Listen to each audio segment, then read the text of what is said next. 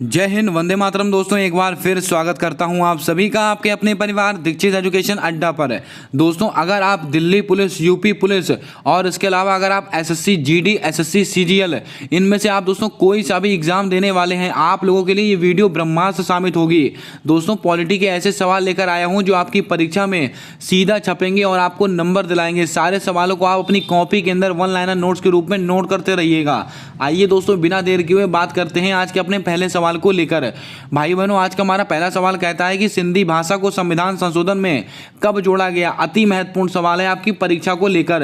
दोस्तों जो महत्वपूर्ण संविधान संशोधन है और महत्वपूर्ण भाषाएं, सारी जानकारी दूंगा दोस्तों इस सवाल को लेकर। हमारा सवाल है कि सिंधी भाषा को संविधान में कब जोड़ा गया। 21वें संविधान संशोधन के द्वारा, 71वें संविधान संशोधन के द्वारा या 92वें संविधान संशोधन के द्वारा। इनमें से कोई नहीं। क्या होगा आपका सही जवाब, जल्दी से बताइएगा। दोस्तों आपको बता दें हमारे मूल संविधान में कुल 14 भाषाएं थीं और दोस्तों जो 15वीं भाषा है सिंधी, इसको कब जोड़ा गया तो आपको ध्यान में रखना है ये 21वें संविधान संशोधन के द्वारा जोड़ा गया। आपका ऑप्शन नंबर ए बिल्कुल सही जवाब होगा। हमारे मूल संविधान में 14 भाषाएं थीं और दोस्तों जो 15वीं भाषा है सिंधी, उसको दोस्तों 21वें संविधान संशोधन के द्वारा जोड़ा गया। और दोस्तों 71वां संविधान संशोधन, इसके द्वारा दोस्तों 3 भाषाओं को जोड़ा गया। कौन कौन सी? नमक, इसको आप ऐसे याद करेंगे दोस्तों, नमक, नेपाली, मणिपुरी, कोंकणी। दोस्तों इन 3 भाषाओं को 71वें संविधान संशोधन के द्वारा जोड़ा गया था। दोस्तों सिंधी कब जोड़ी गई? 21वें संविधान संशोधन के द्वारा। और नेपाली, मणिपुरी और कोंकणी ये कब जोड़ी गई दोस्तों? 71वें संविधान संशोधन के द्वारा। और इसके अलावा दोस्तों 5 भाषाओं को 92वां संविधान संशोधन, इसके द्वारा 5 भाषाओं को जोड़ा गया था दोस्तों। वो कौन कौन सी भाषाएं थी? मैथिली, बोडो, डोंगरी, संथाली। इन दोस्तों 4 से 5 भाषाओं को दोस्तों कब जोड़ा गया था? ये 92वें संविधान संशोधन के द्वारा जोड़ा गया। उम्मीद करता हूं दोस्तों आज का आपको सारा सवाल आपको समझ में आया होगा। अगर आपसे पूछे कि सिंधी भाषा को कब जोड़ा गया? 21वें संविधान संशोधन के द्वारा। और दोस्तों मूल संविधान में कितनी भाषाएं थी? 14 भाषाएं थीं।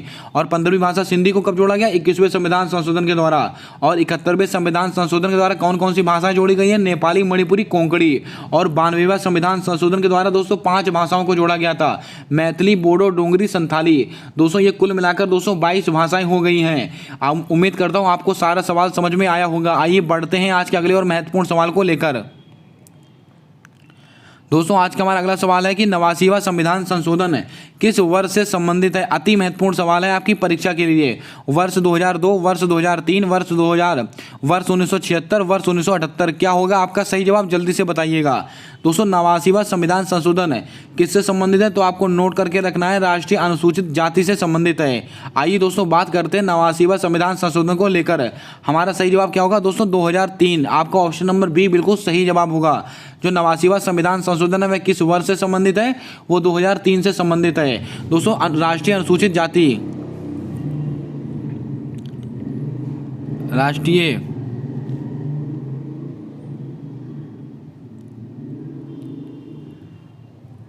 अनुसूचित जाति, दोस्तों राष्ट्रीय अनुसूचित जाति आर्टिकल 338। दोस्तों इसको आप वेरी इंपॉर्टेंट में ध्यान रखेंगे। दोस्तों राष्ट्रीय 89वां संविधान संशोधन कब होता है दोस्तों? पहले राष्ट्रीय अनुसूचित जाति अनुच्छेद 338 में था। इसके अलावा दोस्तों राष्ट्रीय अनुसूचित जनजाति, दोस्तों यहाँ पर राष्ट्रीय अनुसूचित जनजाति 89वां संविधान संशोधन होता है तब दोस्तों क्या होता है? Article 338, article 338A। इसके तहत दोस्तों क्या हो जाता है? राष्ट्रीय अनुसूचित जाति किसमें बदल जाती है? राष्ट्रीय अनुसूचित जनजाति में बदल जाती है। दोस्तों आपको याद में रखना है 89वां संविधान संशोधन किस वर्ष से संबंधित है? 2003 से संबंधित है। और इससे और दोस्तों आर्टिकल 338 ये किससे संबंधित है तो आपको जवाब देना है राष्ट्रीय अनुसूचित जाति। लेकिन आपसे पूछा जाए कि आर्टिकल 338A ये किससे संबंधित है तो आपका जवाब होगा राष्ट्रीय अनुसूचित जनजाति से संबंधित है। उम्मीद करता हूँ दोस्तों आपको सारा सवाल समझ में आया होगा। आइए बात करते हैं आज के अगले सवाल को लेकर। दोस्तों आज का हमारा अगला सवाल है कि निःशुल्क शिक्षा का अधिकार है किस संविधान संशोधन में है? 73वें संविधान संशोधन में, 74वें संविधान संशोधन में, 86वें संविधान संशोधन में या 101वें संविधान संशोधन में? क्या होगा आपका सही जवाब, जल्दी से बताइएगा। अति महत्वपूर्ण सवाल है आपकी परीक्षा के लिए। दोस्तों निःशुल्क शिक्षा का अधिकार है यह किस संविधान संशोधन में है, तो आपको नोट करके रखना है 86वां संविधान संशोधन। आपका ऑप्शन नंबर सी बिल्कुल सही जवाब होगा। और 86वां संविधान संशोधन किस वर्ष से संबंधित है, तो आपको नोट करके रखना है वर्ष 2002। इसको भी आप ध्यान में रखेंगे। दोस्तों किस सिफारिश पर आया था, तो आपको ध्यान में रखना कस्तूरी रंगन समिति की सिफारिश पर आया था। और दोस्तों ये 2002 का है 86वां संविधान संशोधन। और आर्टिकल कौन सा है, तो आर्टिकल आपको याद में रखना है 21A। दोस्तों 21A निःशुल्क शिक्षा का अधिकार। अब दोस्तों आप कमेंट करके बताइएगा कि आर्टिकल 21 के अंदर क्या दिया गया। मैंने आपको दोस्तों कल की वीडियो में आपको बताया था, जल्दी से इसका जवाब आप कमेंट करके बताएंगे। निःशुल्क शिक्षा का अधिकार किस संविधान संशोधन में है, तो आपको ध्यान में रखना है 86वें संविधान संशोधन में है। और 86वां संविधान संशोधन कब हुआ था, तो आपको ध्यान में रखना वर्ष 2002 में हुआ था। और दोस्तों किस अनुच्छेद से संबंधित है, अनुच्छेद 21A निःशुल्क शिक्षा का अधिकार आप सबको पता है। उम्मीद करता हूँ दोस्तों सारा सवाल सारा कॉन्सेप्ट आपको समझ में आया होगा। अब दोस्तों आप कमेंट कर जवाब देंगे कि जो पंचायती राज दिवस है वो कब मनाया जाता है। जल्दी से इसका जवाब आप कमेंट कर बताएंगे। ये भी बहुत महत्वपूर्ण सवाल है। आइए दोस्तों बिना देर किए हुए बात करते हैं आज के अगले सवाल को लेकर। दोस्तों आज का हमारा अगला सवाल है कि जीएसटी काउंसिल का संबंध किस अनुच्छेद से है। अति महत्वपूर्ण सवाल है आपकी परीक्षा के लिए। अनुच्छेद 246A, अनुच्छेद 279A, अनुच्छेद 165, अनुच्छेद 315। क्या होगा आपका सही जवाब, जल्दी से बताइएगा।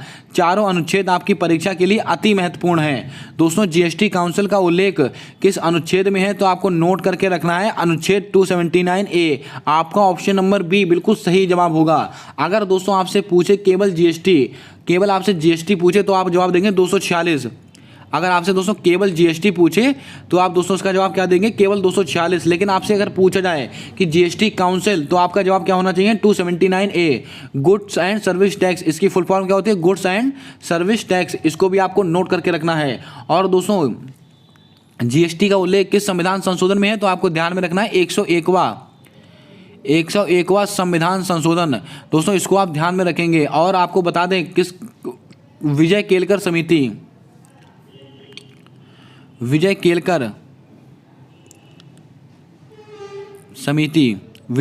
समिति की सिफारिश पर आया था दोस्तों 101वां संविधान संशोधन, जो कि जीएसटी से संबंधित है। और दोस्तों आपको थोड़ी सी जानकारी और दें, और इसके अंदर क्या है जीएसटी। आप कमेंट करके बताएंगे कि जीएसटी किस सूची का विषय है। जल्दी से कमेंट करके बताएंगे इसका सही जवाब। आपको बता दें अभी हाल ही में जीएसटी की जो बैठक हुई है वो कहाँ पर हुई है, तो आपको ध्यान में रखना चंडीगढ़ के अंदर हुई है। इसको भी आप नोट करके रखेंगे। और जीएसटी दोस्तों कब से लागू हुई थी, तो आपको ध्यान में रखना 1 जुलाई 2017 इसको लागू हुई थी। उम्मीद करता हूं दोस्तों आपने सारे सवाल यहां से नोट किए होंगे। आइए दोस्तों एक बार फिर से आपको रिवाइज करवाते हैं पूरे सवाल। अगर आपसे पूछा जाए कि जीएसटी का उल्लेख किस अनुच्छेद में है, तो आपका जवाब होगा 246A। अगर आपसे पूछा जाए कि जीएसटी काउंसिल का उल्लेख किस अनुच्छेद में है, तो आपका जवाब होगा 279A। अगर आपसे दोस्तों पूछा जाता है कि जीएसटी दोस्तों किस संविधान संशोधन से संबंधित है, 101वां संविधान संशोधन से संबंधित है। और किसकी सिफारिश पर आया था, विजय केलकर समिति की सिफारिश पर आया था। और दोस्तों कब से लागू हुआ था, 1 जुलाई 2017 से। और जीएसटी की दोस्तों फुल फॉर्म क्या होती है, गुड्स एंड सर्विस टैक्स। और जीएसटी के भी हाल ही में बैठक कहाँ पर हुई है, तो आपको ध्यान में रखना चंडीगढ़ में हुई है। मैंने आपसे पूछा है सवाल, कमेंट करके बताइएगा कि जीएसटी किस सूची का विषय है। इसका जवाब आप कमेंट करके बताएंगे। आइए दोस्तों बिना देर किए हुए बात करते हैं आज के अगले सवाल को लेकर।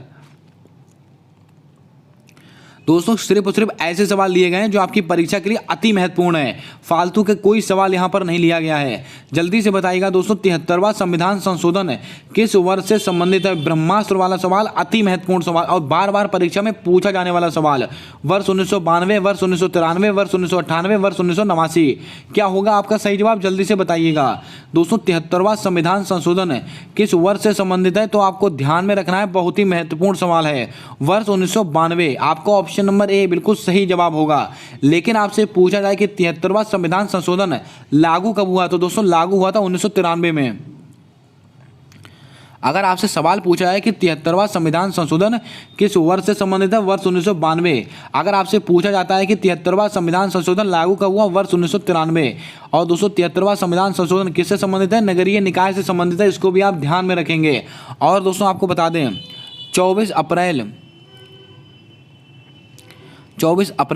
1993, इसीलिए दोस्तों ये 24 अप्रैल 1993 को लागू हुआ था। इसीलिए 24 अप्रैल को दोस्तों पंचायती राज दिवस, क्या दोस्तों पंचायती राज दिवस मनाया जाता है।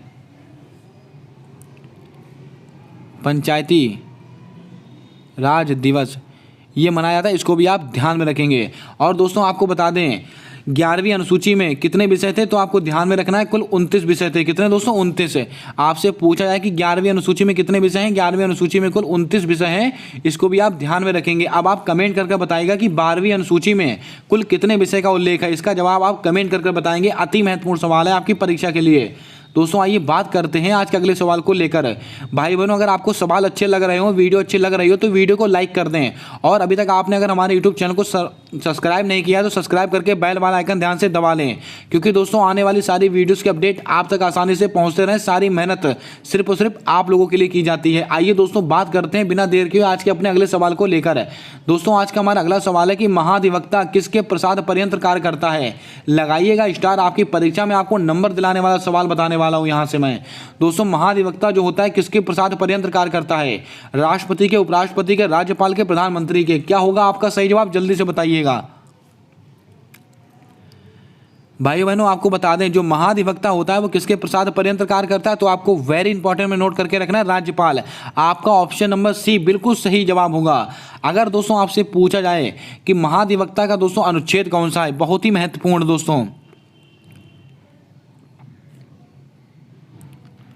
महाधिवक्ता का दोस्तों उल्लेख किस अनुच्छेद में? अनुच्छेद 165 में है आपका। दोस्तों ये इसको ध्यान में रखिएगा। अगर आपसे पूछा जाए कि महान्यायवादी, दोस्तों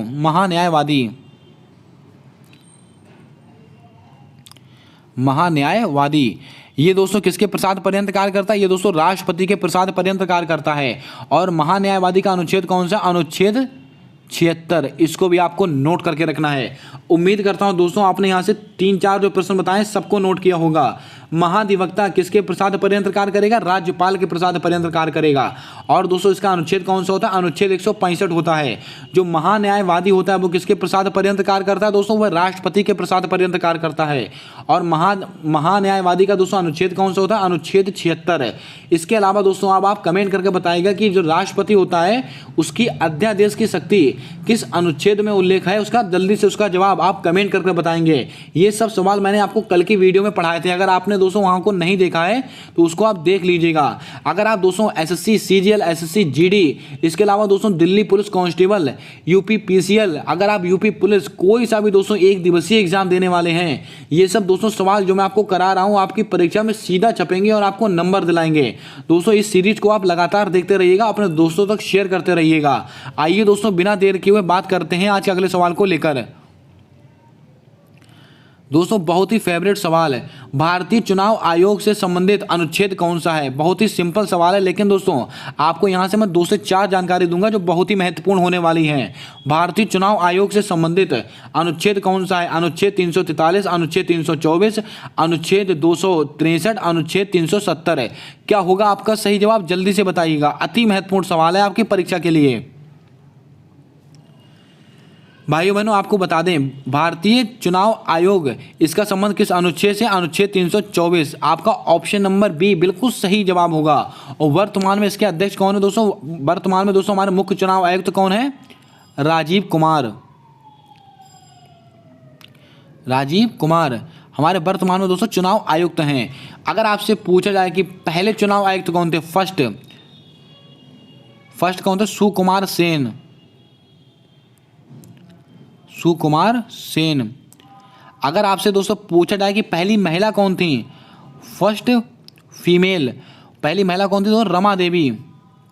इनको आप नोट करके रखिएगा, आपसे कभी भी परीक्षा में पूछे जा सकते हैं ये नाम। उम्मीद करता हूं दोस्तों आपने सारे सवालों को यहां से नोट किया होगा। भारतीय चुनाव आयोग से संबंधित अनुच्छेद कौन सा? अनुच्छेद 324। अब दोस्तों इसकी स्थापना कब हुई है, इसका जवाब आप कमेंट करके बताएंगे जल्दी से। और दोस्तों उसके वर्तमान में दोस्तों मुख्य चुनाव आयुक्त कौन है? राजीव कुमार। पहले मुख्य चुनाव आयुक्त कौन थे? सुकुमार सेन। पहली महिला कौन थी दोस्तों? रमा देवी। अब दोस्तों बात करते हैं और ऑप्शंस को लेकर। ये अनुच्छेद 343 ये किससे संबंधित है दोस्तों? राजभाषा से संबंधित है। राजभाषा यूपी पैट की परीक्षा में पूछा गया प्रश्न है। अनुच्छेद 343 दोस्तों किससे संबंधित है? राजभाषा से संबंधित है। और दोस्तों अनुच्छेद 263 है, ये दोस्तों अंतर्राज्यीय परिषद से संबंधित है। किसका दोस्तों? अंतर्राज्यीय परिषद है, इससे संबंधित दोस्तों क्या है? अनुच्छेद 263 है। और दोस्तों अनुच्छेद 370 आपको सबको पता है, जम्मू कश्मीर से संबंधित है, आप सब जानते हैं। उम्मीद करता हूं दोस्तों यहां से आपने सारे प्रश्नों को नोट कर लिया होगा। आइए दोस्तों बिना देर किए हुए बात करते हैं आज के अगले सवाल को लेकर। दोस्तों आज का हमारा अगला सवाल कहता है कि वेतन भत्ते का उल्लेख किस अनुसूची में है? बहुत ही जबरदस्त सवाल, जल्दी से बताइएगा। वेतन जो भत्ते हैं उसका उल्लेख किस अनुसूची में है? अनुसूची 1 में है, अनुसूची 2 में है, अनुसूची 8 में है, अनुसूची 9 में है? क्या होगा आपका सही जवाब? जल्दी से बताइएगा। भाई बहनों आपको बता दें वेतन भत्तों का उल्लेख किस अनुसूची में है, तो आपको ध्यान में रखना है अनुसूची 2। आपका ऑप्शन नंबर बी बिल्कुल सही जवाब हो जाएगा। आइए दोस्तों आपको थोड़ी सी जानकारी और देते हैं। अनुसूची 1 में क्या है दोस्तों? 28 राज्य और 8 यूटी, इससे संबंधित है दोस्तों अनुसूची 28 दोस्तों स्टेट हैं, 8 यूटी हैं, यानी कि राज्य और यूटी से संबंधित है अनुसूची 1। और अनुसूची दोस्तों 2 में क्या है? वेतन भत्ते हैं। और इसके अलावा अनुसूची 8 में क्या है दोस्तों? इसमें भाषा का उल्लेख है। अनुसूची 8 में दोस्तों क्या है? भाषाओं का उल्लेख है अनुसूची 8 में। अनुसूची 9 में दोस्तों क्या है? भूमि सुधार से संबंधित है, भूमि सुधार से संबंधित है अनुसूची 9। इसको भी आप ध्यान में रखेंगे, अति महत्वपूर्ण सवाल है आपकी परीक्षा के लिए। दोस्तों वेतन भत्ते किसके अंदर है? वेतन भत्ते हैं अनुसूची 2 में। और दोस्तों अनुसूची 1 में क्या है? 28 राज्य 8 यूटी, ये दोस्तों अनुसूची 1 में है। और अनुसूची 8 में क्या है? ये दोस्तों भाषाओं से संबंधित है। अनुसूची 9 में क्या है? तो आपको ध्यान में रखना है, ये भूमि सुधार से संबंधित है। दोस्तों अनुसूची 3 में क्या है? तो आपको नोट करके रखना है अनुसूची 3, इसके अंदर दोस्तों शपथ, अनुसूची 3 में दोस्तों शपथ का उल्लेख है, इसको भी आप थोड़ा ध्यान में रखेंगे। दोस्तों ये कुछ महत्वपूर्ण अनुसूचियां थी जो मैंने आपको बता दी। बाकी बची अनुसूची दोस्तों मैं आगे वाली प्रैक्टिस सेट में लेता रहूंगा, इसको आप निश्चिंत रहिएगा, आपको सारी अनुसूचियां रट जाने वाली हैं उंगलियों पर। आइए दोस्तों बात करते हैं आज के अगले और महत्वपूर्ण सवाल को लेकर। भाई बहनों आज का हमारा अगला सवाल कहता है कि राष्ट्रपति पर महाभियोग, दोस्तों जो राष्ट्रपति पर महाभियोग की जो प्रक्रिया है वह किस अनुच्छेद, मतलब वो कहाँ से लिया गया है? बहुत ही महत्वपूर्ण सवाल है, जल्दी से बताएगा कमेंट करके। सबसे पहले आपकी राष्ट्रपति पर महाभियोग किस अनुच्छेद से संबंधित है, इसका जवाब आप कमेंट करके देने वाले हैं। बहुत ही महत्वपूर्ण सवाल है। अब दोस्तों मैं आपको बताता हूं कि राष्ट्रपति पर महाभियोग कहां से लिया गया है? अमेरिका से लिया गया है, आयरलैंड से लिया गया है, रूस से लिया गया है, दक्षिण अफ्रीका से लिया गया है? क्या होगा आपका सही जवाब? जल्दी से बताइएगा। भाई बहनों आपको बता दें जो राष्ट्रपति पर महाभियोग की जो प्रक्रिया है वो कहाँ से ली गई? अमेरिका से ली गई है। और महाभियोग का दोस्तों अनुच्छेद कौन सा है, इसका जवाब आप कमेंट करके देने वाले हैं। दोस्तों भारत का एक राष्ट्रपति होगा, किस अनुच्छेद में? अनुच्छेद 52 में है। और दोस्तों कार्यपालिका शक्ति किसमें है? अनुच्छेद 53 में है। और दोस्तों उसकी निर्वाचन प्रणाली किसमें है दोस्तों? तो आपको ध्यान रखना अनुच्छेद 54 में है। इन सब चीज़ों को आप थोड़ा ध्यान में रखिएगा, क्योंकि दोस्तों राष्ट्रपति से संबंधित है, आपकी परीक्षा में सवाल बनने की प्रबल संभावना है। भाई बहनों अब आप कमेंट करके एक सवाल और बताइएगा कि वर्तमान में जो भारत की राष्ट्रपति बनी है द्रौपदी मुर्मू, किसको हरा कर राष्ट्रपति बनी है? जल्दी से इसका जवाब आप कमेंट करके बताएंगे। आइए दोस्तों और ऑप्शंस के बारे में बात करते हैं। हमसे सवाल पूछा गया कि राष्ट्रपति पर महाभियोग कहाँ से लिया गया है? आपको सबको पता है कि अमेरिका से लिया गया है। आयरलैंड से दोस्तों क्या लिए गए? डीपीएसपी यानी दोस्तों नीति निर्देशक तत्व, ये दोस्तों कहाँ से लिए गए हैं? ये दोस्तों आयरलैंड से लिए गए हैं। रूस से क्या लेगा? मौलिक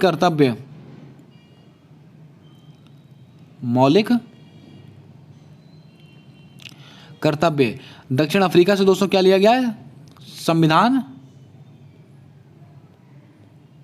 संशोधन दोस्तों कहाँ पर लिया गया? दक्षिण अफ्रीका से। अब दोस्तों आप इसको याद कैसे करेंगे? दोस्तों मौलिक अधिकार कहाँ से लिए गए? ये भी थोड़ा आप ध्यान में रखिएगा। यहाँ से मौलिक अधिकार, आज मैं आपको दोस्तों ये सारे याद करा देने वाला हूँ। मौलिक अधिकार,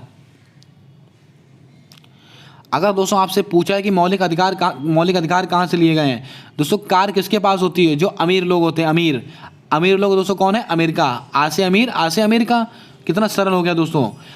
कार किसके पास होती है? जो लोग अमीर होते हैं। तो दोस्तों मौलिक अधिकार कहाँ से लिए गए? अमेरिका से लिए गए हैं। आयरलैंड से दोस्तों कहाँ लिए गए? डीपीएसपी लिए गए, इसको आप ध्यान में रखिएगा। रूस क्या है दोस्तों? जिसको दोस्तों अपना कर्तव्य निभाना पड़ता है वो रूस जाता है, यानी कि दोस्तों वो रूखा सूखा हो जाता है, जिसको अपना कर्तव्य निभाना पड़ जाता है।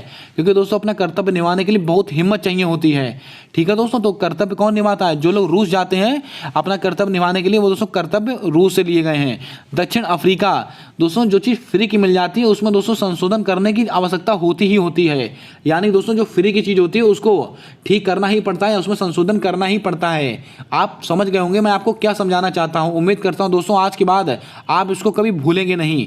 आइए दोस्तों आज के अगले सवाल के ऊपर बात करते हैं। आज का हमारा अगला और अंतिम सवाल है, बहुत ही महत्वपूर्ण सवाल है दोस्तों। 42वां संविधान संशोधन किस वर्ष से संबंधित है? लगाइएगा स्टार, आपकी परीक्षा में आपको नंबर दिलाएगा ये सवाल। जल्दी से बताइएगा दोस्तों, 42वां संविधान संशोधन किस वर्ष से संबंधित है? 1976, 1978, 1992, 1993। क्या होगा आपका सही जवाब? जल्दी से बताइएगा दोस्तों। यहाँ पर आज 10 ही सवाल लिए गए, लेकिन दोस्तों इन 10 सवालों से मैंने आपको 40 से 50 सवाल बताएं। सारे सवालों को आप ध्यान में रखिएगा दोस्तों। आपको बता दें 42वां संविधान संशोधन कब से संबंधित है? वर्ष 1976। आपका ऑप्शन नंबर ए बिल्कुल सही जवाब होगा।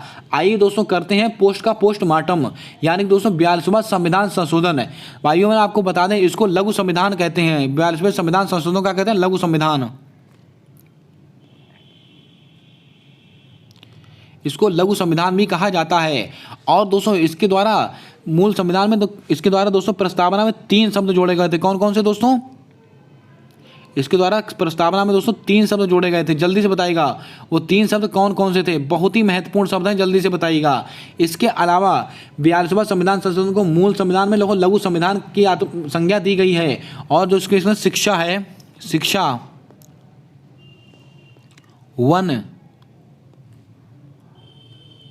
वन्य जीव, माप तौल, इन सबको दोस्तों किसमें डाला गया? इसमें संवर्धित सूची में डाला गया है। इसको भी आप ध्यान में रखिएगा। शिक्षा हो गया, वन हो गया, वन्य जीव हो गया, माप तौल हो गया।